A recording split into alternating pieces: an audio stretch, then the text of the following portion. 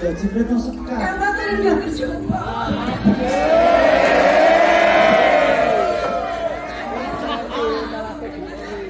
Kok mlayu-mlayu ku napa Jajin? Hubungan kok adi rudo peksa ki njur sing arep rudo peksa sapa? Iki nang dalemmu dhewe to? Nggih ning piyambakipun ora badhe minangka tiyang sepuh kula to Kang Bas.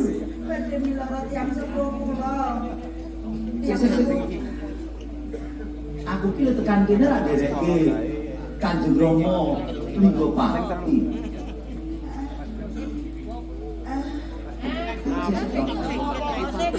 Iya to Jajin.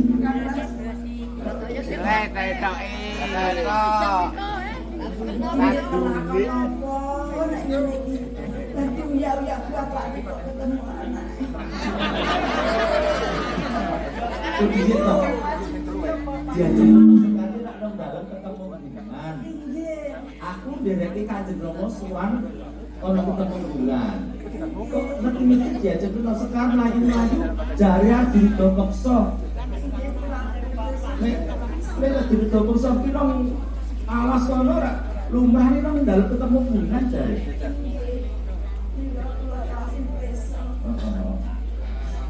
Ya sih.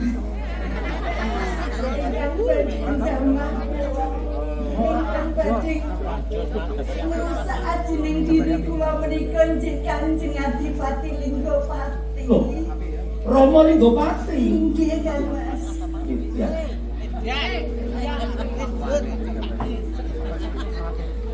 Ora mari lho ya. Sampai menemukan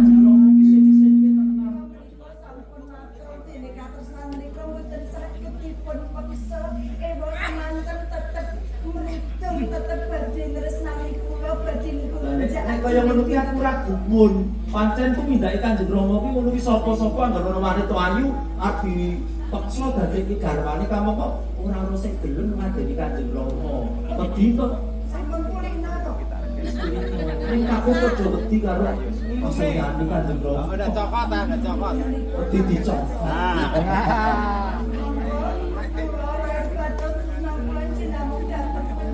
Aku percaya biasa. Iki sing kudu tak dadi Kanjeng Rama. Anggih menika kula bumi tiyang support panjenengan menika to. Nek upami menika kula kaliyan panjenengan sampun dados pacanganipun, mbok bilih penggalihipun rada kendel. Menawa pancen Kanjeng Rama ora pirsa yen Jajeng Rena Sekar kuwi calon garwaku. Nggih, mira tas pundi Kang masainipun ingkang laku kula Bapakku sing matur marang Kanjeng Rama. Wis saiki Kanjeng Rama nang ndi?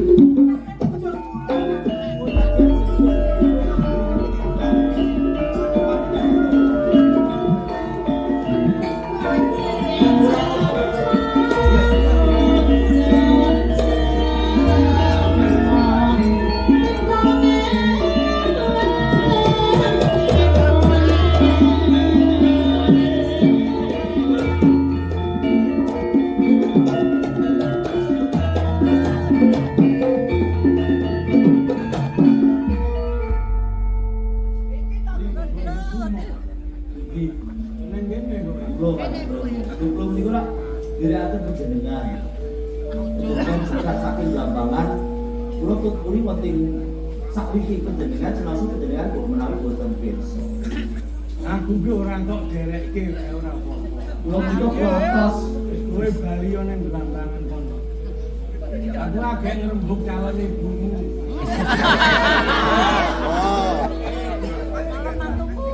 pun sewu Rama bepatung pamunten. Rama kula priksa. Menawi prosekan kan badhe Rama Rudha Peksa menika estunipun pacangan kula. Rena Sekar kuwi pacanganmu. Kuwi calon bojomu. Edan kowe. Rama menika mboten pirsa kula asring kok lunga re ndi kan bulan menika kula wonten sambet tresna kaliyan Diajeng Retno Sekar. Nek kowe ngeterke aku suwane ning Jenggono kuwi Mau yo ketik kowe dhewe. kelitian mampir ning Temenggungan. Si mila kula tresna kalian Diajeng Retno Sekar. Wis pirang taun kowe mumut kok. Lumut menami kula tetepangan kalian Diajeng Retno Sekar. Damu-damu ora tresno. Kowe duwe niat bakal nggarwa Retno Sekar apa mung tumpuk pitepungan? Saking pitepangan menika tuwa raos tresno. Iki kula badhe sunaken prisa menika kula pitados mulai Rama mila boten prisa. Menawi Retno Sekar menika calon garwa kula, pacangan kula. Upama kelakon dadi bojomu, terus kowe arep urip ning endi? Manggon ning endi?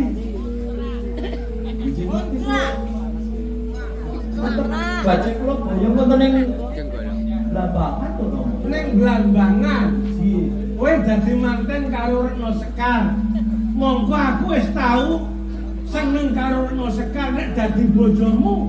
Engko nek kala mangsane kowe pas lunga.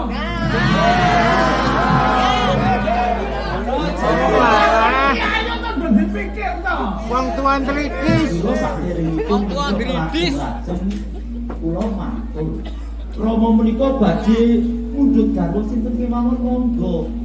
Milih wanita pundi monggo. Ning setunggal menika Diajeng Retno Sekar gandeng kula sampun dados calon sisian kula. Sak menika dadi pacangan kula Rama kula aturi ngampun. Inggih Kanjeng Adipati, kula sampun salembat. Kowe yo tresno.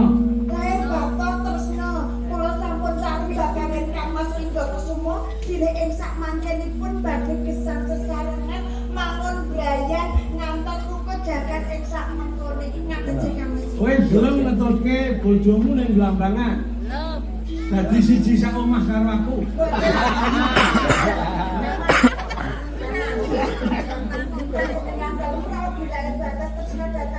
Iya Diajeng. Nek upami tresna dhateng kula ing sak mangkenipun menawi kula kaliyan panjenengan sampun bebrayan, panjenengan kalian kedah tumut kula ten kateng menggungan. Ya perkara kuwi engko iso direngguh. Ning perkara iki dhisik. Dan iki Rama Digoleki becike, digoleki apike supaya wong sak omah Kabupaten Blambangan itu rukun. Sakwise duwe anak mantu. kula sareng. Kowe tak lelani jauh karo Retno Sekar boyo ning Blambangan supaya ki dadi rukun. Retno Sekar dienggo gentenan karo.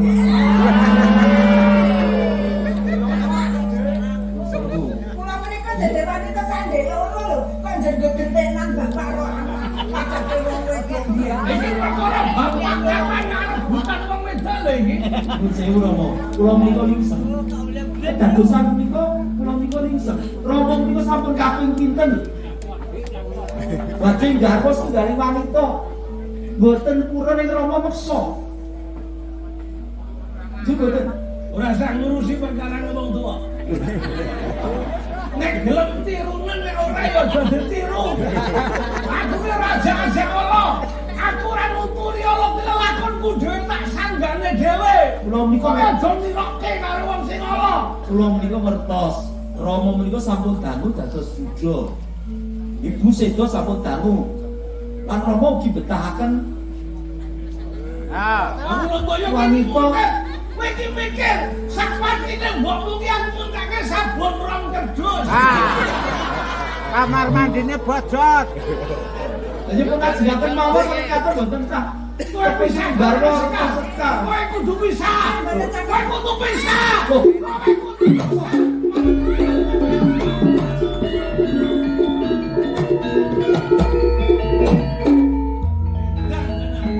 Lakon sing elek, lakon sing ora urus.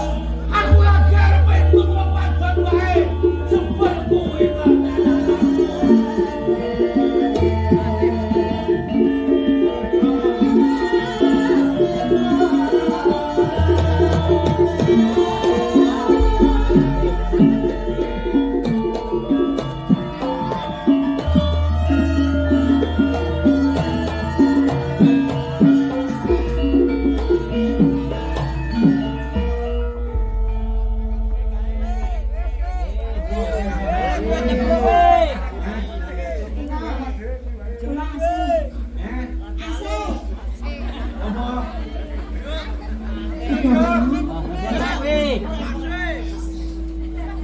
Asik. Lah gede wis semono kok jenenge jepit. Jepit pripun Pak kula niku? Asik. Oh, asik. Nggih. Kowe cah endi? Wah, saking Taman Keputren. Taman Keputren. Nggih. Kabehane Kanjeng Ratu Inten. Oh, diutus karo Kanjeng Ratu Inten. Nggih, iki kula diutus supados nyaosaken namono. Ngono. Nggih. Panjenengan kok ampun medani wonten niku kala kula lebih. Nang ngono wilayah. Nggih. Kok duit. Napa saja didelok? layane nggo sapa? Nggih jenengan Mandara Adipati. Nggih. Ayo. nggih. Nek gak saking sumur gelem ora. Aku lari nek ngono penak bener nek ora penak kok. Ah, penak dong. Ajak-ajak ndek kepenak. Nah, tenane pantun pinten. Ini Pantun pinten. biasa hitung-hitungan. Sok ban pisan gae. Nggih, niki nawalane. So, niku blonjo kowe nek bar bayar. Aku ndek anak siji padu terus karo aku. Kok sing ora urus. Dadi kowe abdine Ratu Inten. Nggih.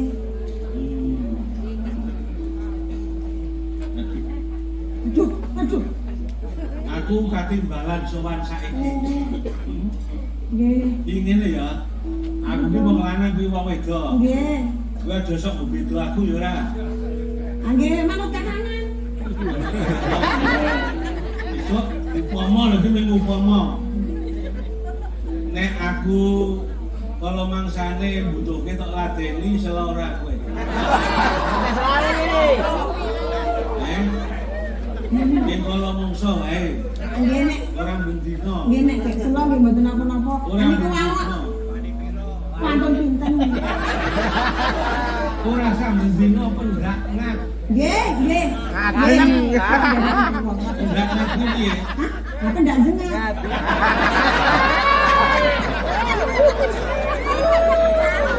Saiki aku bareng karo kowe ya.